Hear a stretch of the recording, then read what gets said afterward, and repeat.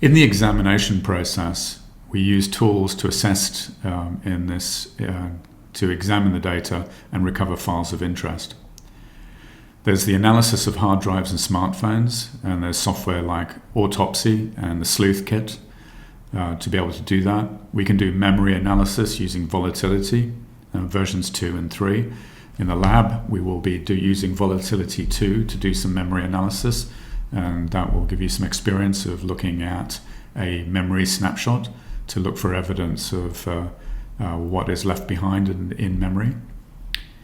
Windows-specific forensics, there's a suite of application called Arsenal Recon, the registry that Live and Hive, so being able to look at the Windows registry, which is a database on Windows which stores administrative keys and values. That's important to the operation of Windows. Sometimes stores passwords, for example. Disk images and the ability to take those. Hibernation files, which are another type of files which are Windows specific. We can perform network analysis using a tool called Wireshark, and we'll do that in the project. So you'll get some exposure to using that tool. And there's specific tools that are aimed at mobile device forensics, iPhone Backup Analyzer, iExplorer, Autopsy, Scalpel, and an application called FTK Imager. Examination will use these tools to recover files and information from memory and from disk. So here's an example of a tool that is being used to examine Android, and we've taken an image of this, and it shows you the type of information that would be available from an Android phone. So here we can see on the right the views. We consider that the tool has returned things like deleted files that it's been able to recover, other things like contacts, EXIF metadata that it's automatically extracted from images, GPS track points from the phone itself or from those images, and things like messages. Looking at search history from browsers and also the phone itself, and that will give you an idea of what was going on the phone. And looking at other forms of searches that were performed on the data that was extracted, things like regular expression search, for example. Email messages, and other interesting items. So these forensic toolkits essentially will take an image of a phone and try and extract all relevant information to try and fast track the process of forensic examination. So in this case, the data is presented in easy access format and includes files, deleted files, and extracted data, email and documents, as I've said. So we can capture memory on machines using tools such as AVML or FTK Imager that produces a memory snapshot. And then we can use a memory analysis tool like Volatility to analyze that image that was created in this way. To process an image with volatility, we need to specify the profile of the memory image, which matches the operating system version of the memory dump. In fact, Volatility 3 doesn't require you to do this. It will try and guess that from the data. That's actually quite tricky in the sense that there's nothing specific that will say this is a Windows specific machine using this specific version of the operating system and this software profile. And that will alter the way that memory is laid out and how you analyze and interpret it. So it's important to actually understand the context of which you've obtained that memory image. You can analyze the dump of memory for artifacts, so using a particular set of plugins in Volatility that are available to read network information that was stored in memory at the time of the snapshot. Process information, detecting if malware was running, for example, looking for in-memory passwords, other information that was kept in memory. Kernel modules that were loaded to see what software might have been available, again looking for malware and malware analysis. Files in use by the processors, and even command line commands and output that were used to launch the processes, or even just actually command line history that somebody might have typed in.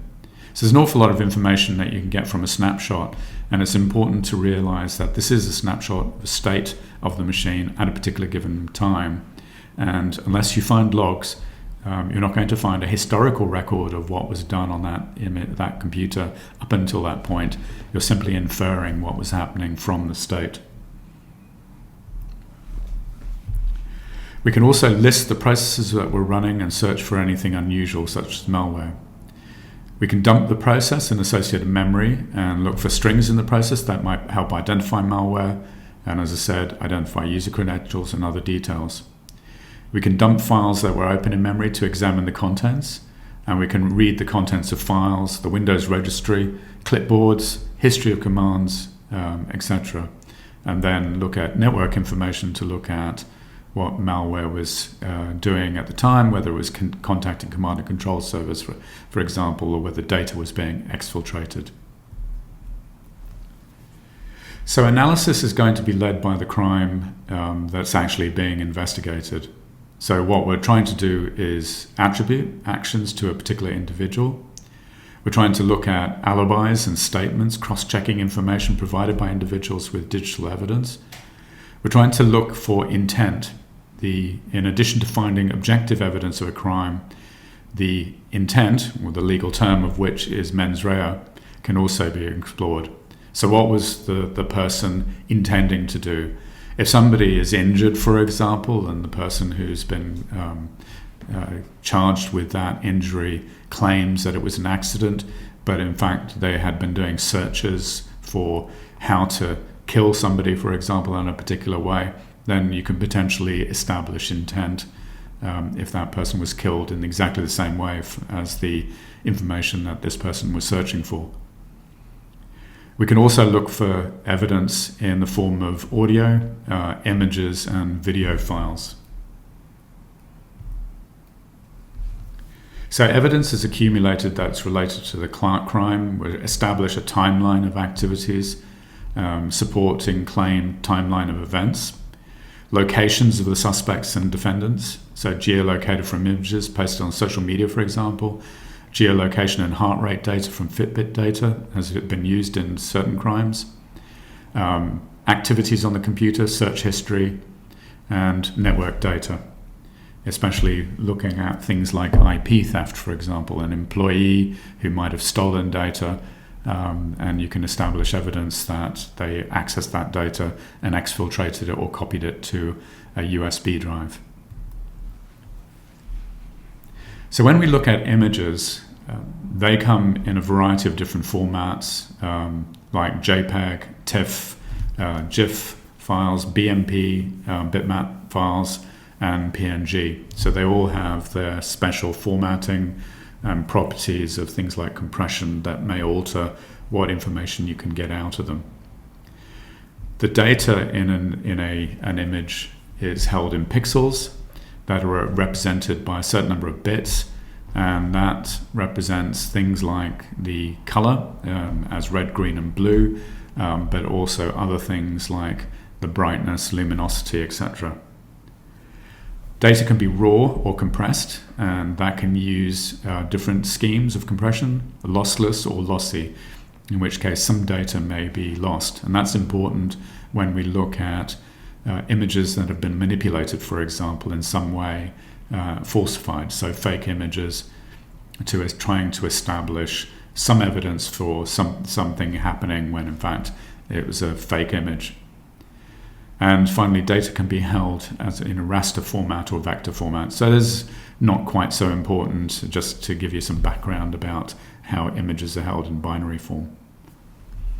So as I mentioned before, image files may contain EXIF data, so exchangeable image file format, and that contains information about the camera that took the image details, date and time, and most importantly, geolocation data. Now that will be present on things like mobile phones and certain cameras, but of course the camera would need to have GPS functionality for that to be the case. So forensic examination of images involves establishing the authenticity of the image. So Again, we're looking for photoshopping, which is slightly easier to spot, deepfakes or CGI, which are harder. But it is possible, and there's a lot of research that's going on in being able to identify deepfakes. And deepfakes are fakes that have been generated using neural networks or deep neural networks that actually become very, very realistic.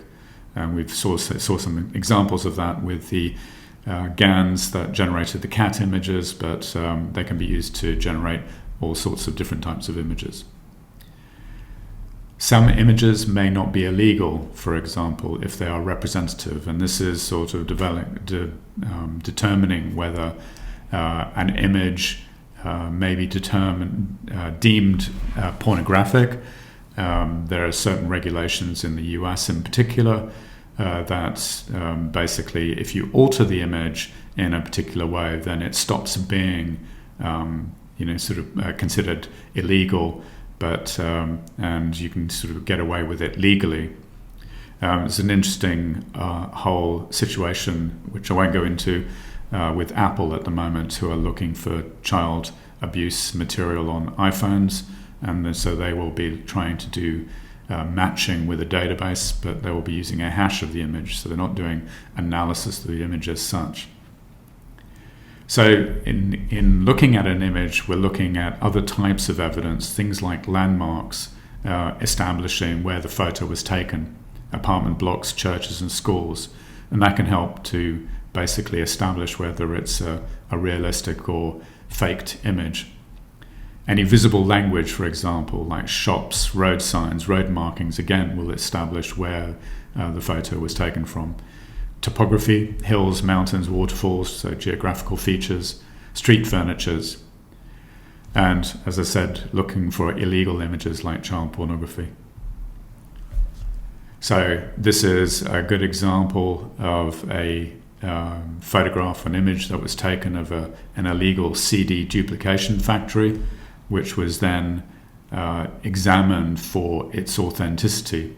And so from this, you could actually look at a whole range of different things, like, for example, the posters in the background, PowerPoints that potentially establish which country that was, writing on fluid containers, writing on the DVDs, anything that we can find in this way.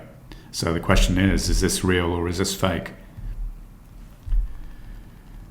So this was from an analysis, and in this they found that the poster was actually the Tarzan movie, and it was in Spanish, and that was released in Spain on the 26th of March, as you can see here. And here we have an alcohol bottle manufactured in Madrid, and we have telephone connectors and spare parts, sort of suggesting that it was installed for a computer, and again establishing which country it was from by the types of images of systems that were installed.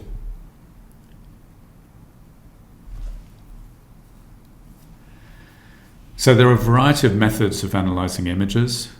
We can use things like principal components analysis and error level analysis. So this error level analysis involves that the principles that every time a JPEG is saved, it creates errors which get progressively less with each save. That's because it's essentially losing resolution each time, and so the errors that it presents from the original image are getting less because there's just less detail for it to create errors from. So we can actually look at whether something has been photoshopped by doing this type of analysis and seeing whether a photo was the original or whether it's been progressively saved in a number of different ways. And we can look at components of images as well to see whether they were altered or obtained from different sources. So a good example here is a faked image, and this is from an image that was doing the rounds in social media after the 9/11 attacks, and it's ostensibly showing somebody standing on a tower, on one of the twin towers, at the time that one of the planes was actually flying towards the building. And of course, this was part of the conspiracy theories that abounded at the time. And you can see a lot of different features in this that were then subject to analysis. And when they did this analysis, you can see the highlights that highlighted parts of the image that were actually more added on subsequent to the image itself. They were different. So things like the logo that's on the front of the aeroplane and various other aspects. The timestamp was altered and various other things that were detected using error level analysis.